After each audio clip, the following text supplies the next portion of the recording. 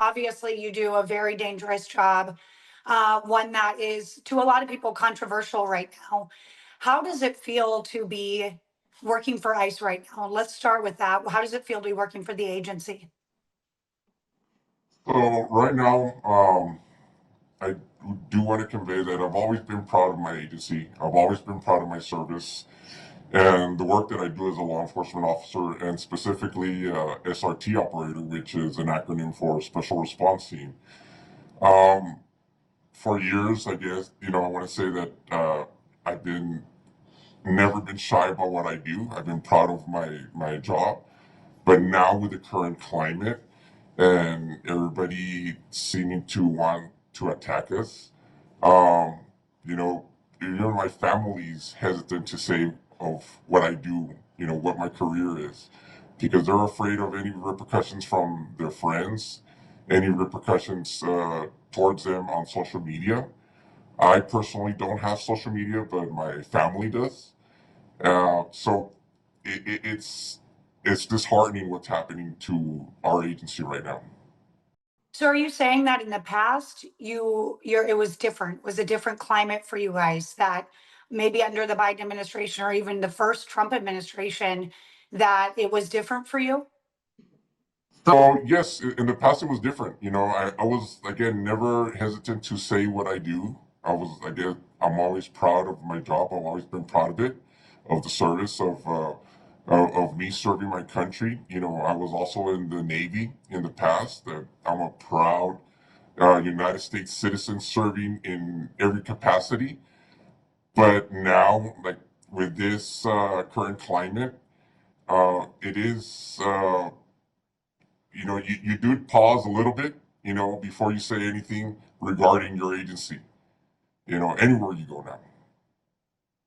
How does that make you feel to be in that position and for your family to be in that position where they can't even openly talk about your occupation? From a personal standpoint, it's sad, because, it does affect my family regardless. They read what's going on in social media, they read or they hear what's going on in the news, and they're obviously worried about me. They didn't sign up for this. I signed up for this, so I don't want it to spill over to them. And it's sad, that they themselves have to take some precaution to what uh, they say or anything that they respond to on social media, and that shouldn't be it. We live in a free country, and we shouldn't hesitate to be able to express ourselves. But my family has been or has been hesitant to say anything about what I do. Have you received any direct threats while you've been doing your job? Me personally, I haven't. I don't have social media myself, and I do that as a precaution for myself. And I'm careful to tell also my family not to be posting any pictures of me, and keep their accounts private as much as they can. So I haven't, but I do know that other officers have experienced some type of harassment. They've been caught on tape. Other operators that I've worked with from other offices, they've been caught on tape, and they haven't been wearing some type of face covering, and their faces are blasted all over the social media, and they start doxing them. This is the office that they work with. This is the city that they work with. This is their address. If we're at hotels, they've posted hotels where we're staying at. The vehicles that we're driving. So it's worrisome at that point. Now you say worrisome, but can you attach a feeling to that when you're in these vehicles? I've been alongside ICE when the vehicle's literally surrounded by anti-ICE activists and people that are trying to get information from you, trying to get your license plate, things like that. For me, it was uncomfortable. What kind of feelings do you have when that happens to you? Because I know it's happened to just about everybody that's working in any operation right now. So, I want to talk about it from a SRT operator point of view. Obviously we're trained officers at a higher level, so we're trained to stay calm in certain situations. We know how to react, and we react when we have to react. But I know other officers maybe, that don't have that specialized training. Uh, they are scared. Um, I was involved in the Portland riots back in 2020 and 2019, when during the first Trump administration in Portland. And they, that first time that I went out and I was surrounded by, 400 protesters, it did lift the hairs in the back of my head. I've never been in that situation where I'm surrounded by 400 people. You're literally outnumbered, when you're only 30 strong against 400 strong. But after a while, your mindset, your training, everything kicks in, and you seem to brush, that scare or that threat away, and you do your job like you were trained to do it. Tell me what goes into some of your training for SRT and going into these protest zones where you're surrounded by 400 people. So, as far as SRT is concerned, we do train more than your regular ERO, deportation officer. We don't do a quarterly training, we do monthly trainings. When we go through the selection process in SRT, you go through extensive uh, exercise training. You get constantly yelled at. You get other older operators or veteran operators trying to get you to quit. You go through some exhaustive mindset training, and it prepares you. It shows the team that you're capable as far as your mindset is concerned and your physical ability is concerned to deal with anything that's thrown at you. Again, I think, my military background, being in the Navy, dealing with certain stressful situations there, it helped me out, with what's going on right now. I think just life in general with my background, and I'm sure most of SRT operators have that in that background, some type of military background or some type of other law enforcement background, where you are prepared for certain situations that your regular or officers not trained or able to withstand. That makes sense. Now, when it comes to the riots and the unrest in Chicago, I know you were just on a detail out there. Were you involved in any of the protests at Broadview? Were you involved in any anti-ICE altercations while you were there? Yes, so originally SRT was deployed over there from different offices. We had, as far as El Paso was concerned, we had 6 operators out there, and we were originally a QRF team, which is a quick reaction force, and we were out roaming different parts of Chicago. We react if any arrest teams needed assistance, either with a known criminal with heavy criminal history, or if vehicles were surrounded by protesters. So we would respond to that. The closest team to that arrest team would respond to it. Later on, when the protest at the facility got a little bit heavy, we were pulled back from the streets to protect the ICE building.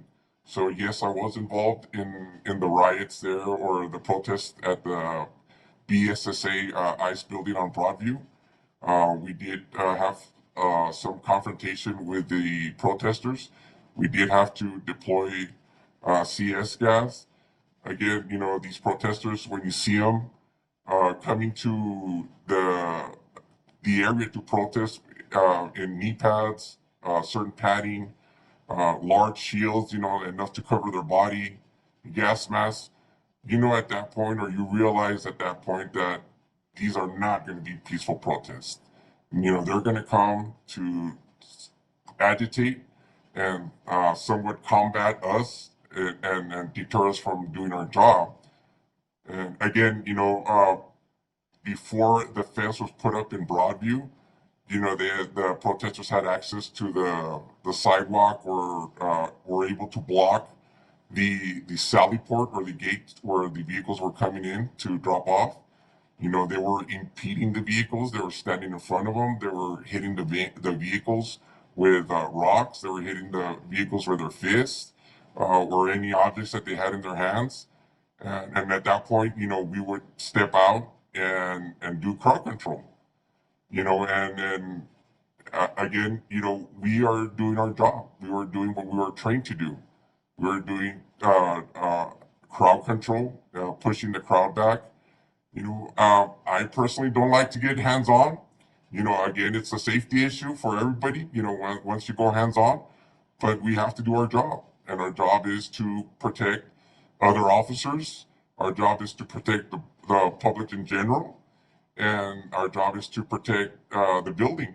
And that's exactly what we were doing. Did you feel equipped to do your job? Did you feel like going into those protests turned violent riots? Did you feel like we got this, we know exactly what we're doing, let's go, guys? Or were you like, this is something we haven't done for a while, I'm nervous, this is worrisome? You've used that word in the past. How did you feel? Your training again. I'm going to go back to my training. It obviously kicks in when you are in these situations. And no, I never felt that I wasn't equipped. I did, even though I hadn't worked with that team before, we know that it's a brotherhood and we know that we can count on each other to have each other's back, regardless of which team it is, whether I'm working with a Chicago team, whether I'm working with a Dallas team, whether I'm working with a Phoenix team, the Denver team, Houston team, whatever. We all go through the same training, through the same academy. So we kind of know each other, but we don't know each other, if that makes sense. Yeah, it makes sense. Brotherhood. I mean, if you were in the military, you get that very well. You mentioned going hands on and that you don't like to go hands on for the safety of everyone involved. Now, when it comes to that response, there's obviously been some kind of pushback for the use of force that's been happening on the ground. Do you agree with the use of force that you guys have been shown to use, the less lethal munitions, the going hands on and taking people to the ground? Or do you think that there's a different way that you could go about doing your job? So you mentioned there's something there, and you mentioned less lethal munition. Again, nobody wants to hurt anybody, and especially SRT. Again, I think we're trained at a higher level than any officer. We're trained better than your general public or general person out there. Uh, and what I want to say is that no one is questioning anybody's right to a peaceful protest or demonstrate. That's a fundamental part of we protect, what we believe in, us as law enforcement. But there's also a clear difference between a peaceful protest and a coordinated act of aggression. So, once the protesters cross that line, then we have to react. Again, I'm going to reiterate, when you see these protesters show up with knee pads, with shields, with padded protection, you can sense that there is an intent of this dialogue turning into a confrontation. So the moment you start feeling rocks, firecrackers, a strobe of lights getting flashed in your eyes, even lasers getting flashed in your eyes, any other objects getting thrown at you, that peaceful protest has changed. It is no longer, in my opinion, a message. It becomes about chaos and harm. So we have to react. As a trained SRT operator, I think we're all disciplined not to impede in anybody's rights. So our role is to stand until that line is crossed, until we're, for lack of a better word, until we're invited into that circle. So we are trained to hold off until we need to react, until we have to enter that hostile environment. Um, None of us want to do any harm, obviously, but we also have to defend ourselves, and also have to protect the officers coming into the facility. They are coming in with people that have nothing to do with this. Yes, they are apprehensions that we do, but for lack of a better word, they are innocent bystanders that we have to protect because they are in our custody. We do have responsibility to them, as well as responsibility to the public, because you do have agitators out there that are, going out there heavy and strong, but you also have protesters that are being peaceful, and you don't want those peaceful protesters getting hurt either. Now, obviously, when it comes to these protests, you've had your fair share of things thrown at you, of things in your coming at you, people going hands on with you. Years ago, this was not the situation. Now we're in this situation. You have kids, you're a husband, you have a family to go home to. Does that go through your mind now when you're going into these riots or these protests, that there's a chance that something could go wrong? Or is that in every operation you're doing, that there's a chance something could go wrong? Yes, I mean, it's always some of concern, to me, of concern to my family. They know what I'm stepping into. They know what my job is. They know what my collateral duty entails, which is being part of the SRT team. I deal with different situations being part of this team. Uh, Obviously, we deal with high-profile things. We deal with the dangerous aspect of the agency. I signed up for this, my family didn't. So that is worrisome. It is worrisome because I don't want this to spill over into my household. I don't want it to affect my family. They are innocent bystanders. Again, they didn't sign up for this. I did. It is part of their lives, but not that part. I don't want that part to be part of, our household. Yeah, that makes sense. Now, when it comes to the protesters, you obviously, while you're standing on the line, you can't say anything back, you can't do anything back. I'm sure a lot of what they say elicits some kind of visceral reaction from you.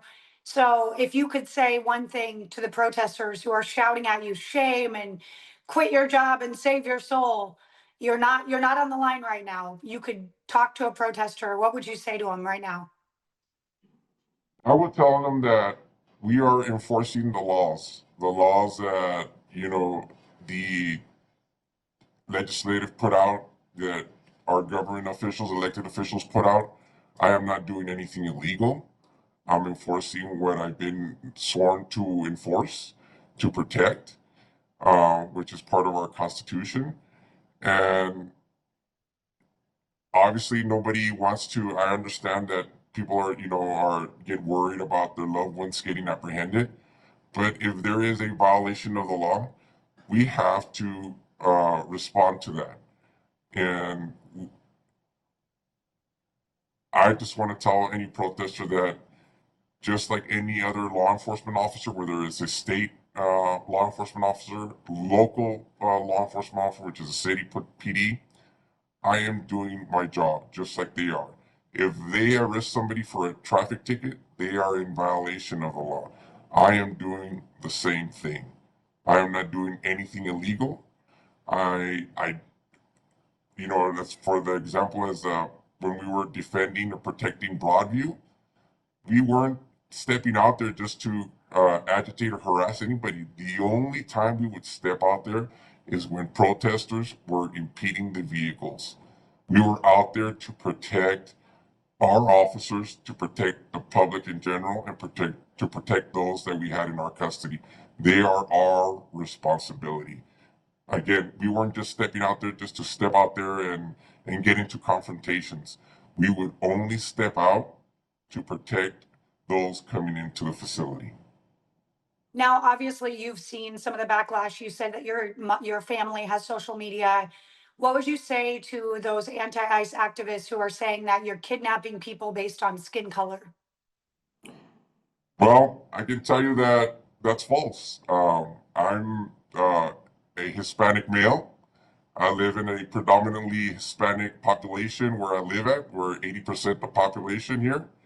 And we don't go after anybody that shouldn't go after. We're going after those that are in violation of federal law. Now, when it comes to enforcing that law, do you, I don't, well, you can't answer this because you're anonymous right now. Do you agree with the way the enforcement is going, or would you rather it be like it was 4 years ago? I'm in agreement with enforcing the law. I think our hands were a bit tied, 4 years ago. We were, stuck behind a desk. We weren't out there really doing any enforcement actions. Now we are, and uh, it's we're I think in a somewhat better place because we're doing what we are supposed to be doing, and that is apprehending those that are in violation of the federal laws. Now, when it comes to working together with Border Patrol, I've heard kind of some headbutting between the two agencies. Is that something that you have felt, or where you're at, everybody's working cohesively?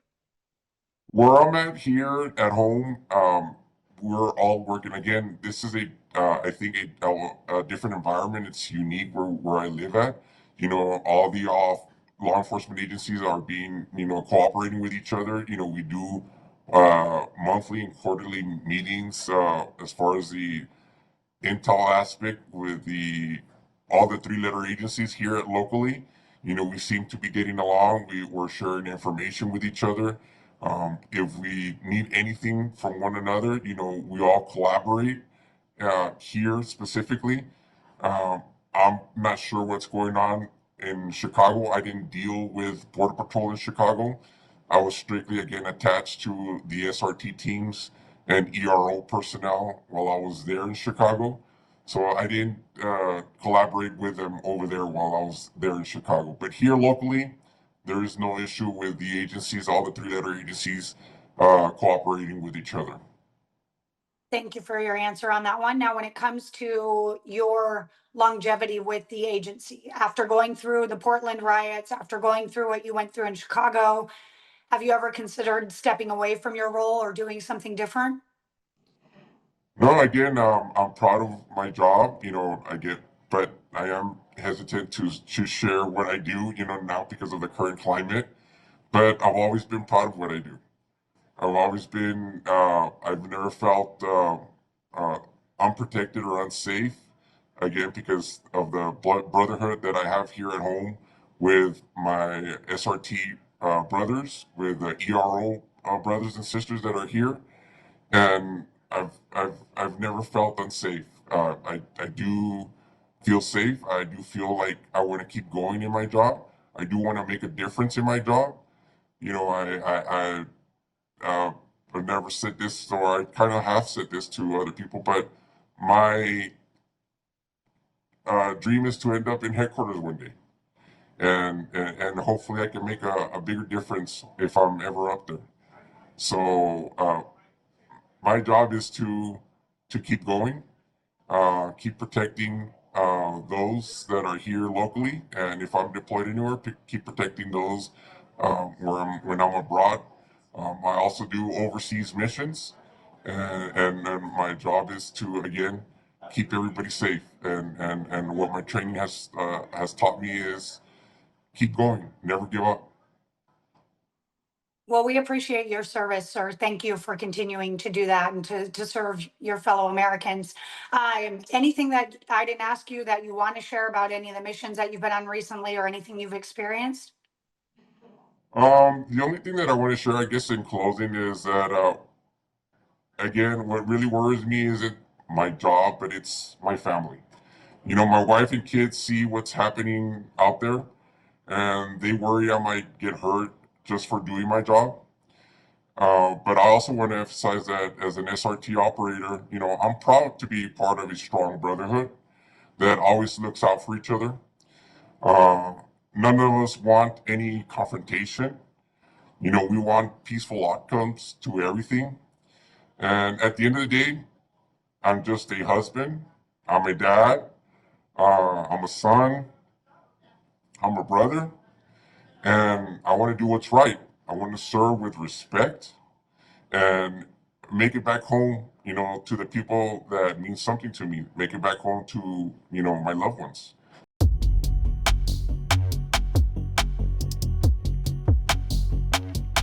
Why did you join the patrol? Why did you want to be part of the Green Machine? I've always wanted to be, I mean, the cliche. I've always wanted to be in law enforcement, but that's pretty much what it was. I really didn't know nothing about the Border Patrol. I grew up in Southern California, and I had no idea what the Border Patrol was. And one day, my buddy was like, "Hey, I'm gonna go take the Border Patrol test." He was like, "Come with me," and I went, and I passed, and now I'm here. Just So like that. That's a yeah, crazy, that's so yeah. you just took the chance and now you're in. How long have you been in? 11 years now. Wow, 11 years later, would you say that would you consider this a calling for you, law enforcement, or would you consider this just a career or a job? I'd say both. Yeah, it's something that I take pride in. Something that I've always wanted to do. I take pride in what I do in representing the United States of America as a Border Patrol agent and the South Central sector. Now, when it comes to your work as an agent, you've been on the front lines in Chicago, deployed away from your home, away from your family, since day one. Tell me what that experience has been like being deployed on a detail for that long and kind of in that environment. Um, it's hard, right, being away from family and friends.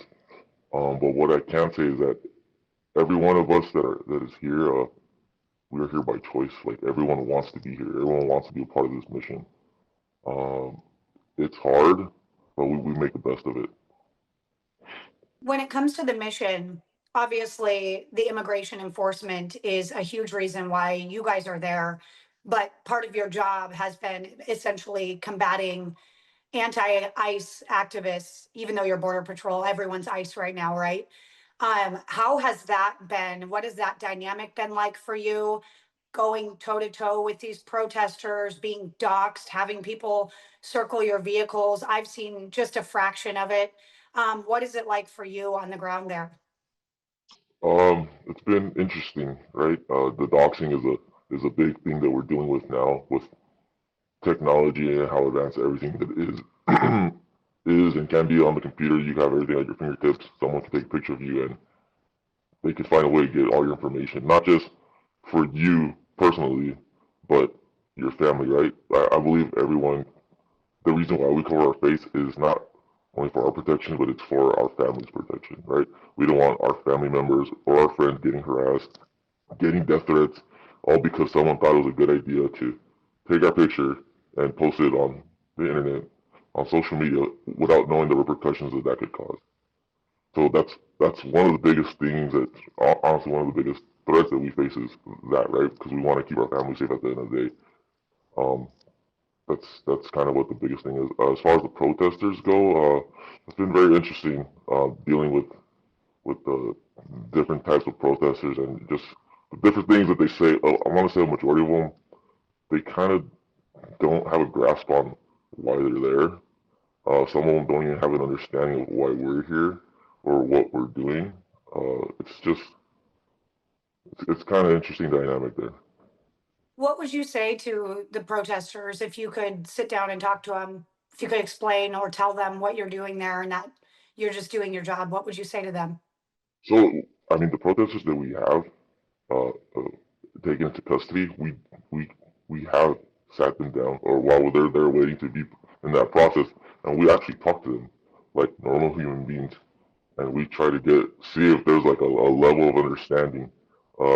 Sometimes it seems like they kind of look back on what they did, and they're like, okay, maybe we shouldn't have done this, maybe we shouldn't have acted this way, and sometimes there's just no winning. But I mean, we're here for a job. We're here uh, for the mission of the United States Border Patrol, and we're here to protect American citizens at the end of the day. Now you're out there doing your job, you're conducting your enforcement operations, whatever it might be, whether it's at large enforcement or it's a targeted enforcement. When it comes to the anti ICE activists, when things turn violent or things turn aggressive, what is that feeling like for you on the ground when that experience is happening. I mean, we just had 2 individuals using their vehicles as a weapon, essentially. I've had several weapons seized at Broadview. We've had a lot of different issues. And in LA as well, I don't know if you were part of that when the gun was drawn and shots were fired in that instance. But when something goes from, hey, we're just out here doing our job and we're arresting someone, to that turning violent, what's that feeling like for you? So I've been in LA the whole time as well. We went from LA to here. It's been, you can kind of see a different level of violence. And it's a lot more dangerous here, I'd say. Like you said, we took into custody 2 individuals that had guns right there at the front gate of the protesting. So, I mean, that just say a lot in itself. Compared to LA, we never really encountered that. But here in Chicago, I mean, it's only been a couple weeks and that we've already encountered that, as well as the people chasing us and boxing us in. That's also something not new, but it's never been to that extent where they're surrounding vehicles, boxing us in. At the end of the day, we are law enforcement agents. Uh, we do have the ability to enforce the law of the United States and protect ourselves at the end of the day. If people want to box us in, we're going to act accordingly. We cannot allow that. We're not going to allow that. Um, the things that you see on social media, what I'd like to say is there's 2 sides to a story, correct? People they post one side of the video and then later throughout the day we see the other version of the story, we see the other angle, we see why the agents deployed whatever they deployed, why the agents acted the way they acted. Just don't be too quick to judge a book by its cover. What kind of concerns do you have every day when you're going out and doing the job? Do you have any concerns? It's safety, right? Like this being tailed, being chased by individuals. A lot of people that we've encountered that have been tailing us have had weapons. So that's just another thing we have to think about there. It's pretty much safety every day, right? We want everyone to go home at the end of the day. I want my brothers and sisters in green to go home at the end of the day. Are there days that you've experienced between LA and Chicago where you felt like that maybe wasn't going to happen? Uh, not yet, not yet. Oh, I God. believe. I mean, we're very well trained agents here at the Border Patrol. Um, I'm with very well trained guys to my left and guys to my right. I believe we have the ability to handle ourselves. So at this, I mean, it hasn't come across yet to where I feel like I've been in that great of danger. Now, does it concern you that Chief Bovino had a hit out from a high-end, high-ranking Latin Kings person operative? Did you hear about that? That they had a hit out for him and were trying to kill him? And they arrested that guy. But does that concern you that those kinds of threats are being brought forward right now? Oh, 100%. Absolutely. I mean, it was only it was coming, right? It was only oh, I'm sorry, I'm losing my train of thought. Matter of time? It was only a matter of time for that to happen, right? And that's why we cover our faces, right? Cheapo, obviously he's leading from the front. He doesn't cover his face. Everyone sees who he is, and that comes with it, right? But again, uh, we're the United States Border Patrol. We have a bunch of different assets to and abilities to combat that. And as you said, that individual got arrested. So anyone that thinks that they're going to get away with doing that, I mean, they better think twice. Now, when it comes to you mentioned a couple times now you're the United States Border Patrol. Obviously, you signed up for the job to be in green. I signed up for the interior job. Did you expect to be doing this kind of work when you signed up for Border Patrol 11 years ago? I did not. I didn't know exactly. I mean, obviously the border, right? I didn't know how much interior work that would be done, but then again, that's why most of us are here, right? This is the opportunity to get to enforce and protect the American citizens in the interior of the United States. Not necessarily at the border, but sort of away from the border, and we're still able to protect the community and the people of the United States. The meetings that Go Some agents I've talked to, they say that it's kind of full circle for them because they saw thousands of people, millions of people come across the southern border. And now this is something where they can enforce because they didn't feel like they were able to do their jobs over the last 4 years. Is that something that a sentiment that you agree with? Of course, yeah. I mean, those years where we weren't really able to enforce immigration, right? We were just there, and thousands and millions of people that came illegally into this country. The ability to be able to enforce that now, yeah, I agree with you. That it's like a full circle moment that you kind of have it makes sense what you guys went through, kind of to be able to be there and to enforce these laws that you weren't able to enforce before. Correct. Yes. Yes. And as you see, we're the majority of the people that we are taking into custody have been dangerous criminals. They have criminal backgrounds. They're people from other countries that are fleeing that country because they are criminals. Now, when it comes to taking people into custody, you've seen it, I've seen it. There's been a lot of pushback on the enforcement actions, on use of force, on use of less lethal munitions, things like that, on taking people down to the ground. Do you agree with the use of force, or do you think it could be handled differently when it comes to these protesters? I 100% agree with everything that we are doing to use force against these protesters. Um, like, once again, I'll reiterate, we're the United States Border Patrol. We're here to enforce uh, the immigration laws that we are enforcing, and we're also here to defend and protect the American citizens. If people want to try and test us and test our authority, I think the thing is that people haven't really seen us. You know, we're in Chicago, right? People don't really go down to the border, so I don't know if they think. Let me rewind here. We're here to show. You got all the time in the world, man. Okay. You're good. I'm trying to gather my thoughts here. Yeah. No, you're good. I think people just haven't seen us yet, right? So they see us and they're like, who are these guys? Who are these guys in green? They think we're ICE. We're not ICE. We're the U.S. Border Patrol. We're not going to handle things like other local PDs. We handle things differently, and as you can see, we handle things like as the United States Border Patrol. Do you agree with the Home Depot raids and the sweeping raids and things like that, or do you think it needs to be more targeted enforcement? I believe it needs to be a little bit of both, right? Like the Home Depot raids. What have we?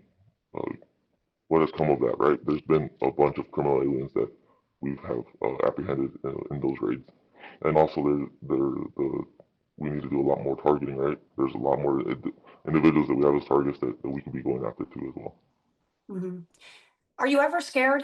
Do you ever put on your uniform and get that feeling and you're just like, man, I don't want to do this today? Or do you put on your uniform and you go after it every single day? What do you feel scared ever?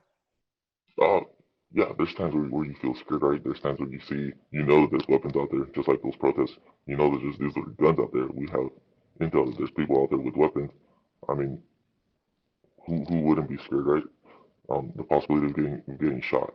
But as I said earlier, everyone who's here, we're here because we want to be here. We want to be a part of this. So yeah, I put on my uniform every day, and I don't have any regrets. So speaking of regrets, would you do it all again if you knew what you were up against now, going against toe to toe with protesters every day, getting rocks thrown at you, getting guns brandished at you? Would you do it all again? 11 years ago when your buddy said, hey, come with me, would you go? 100%. No regrets, man.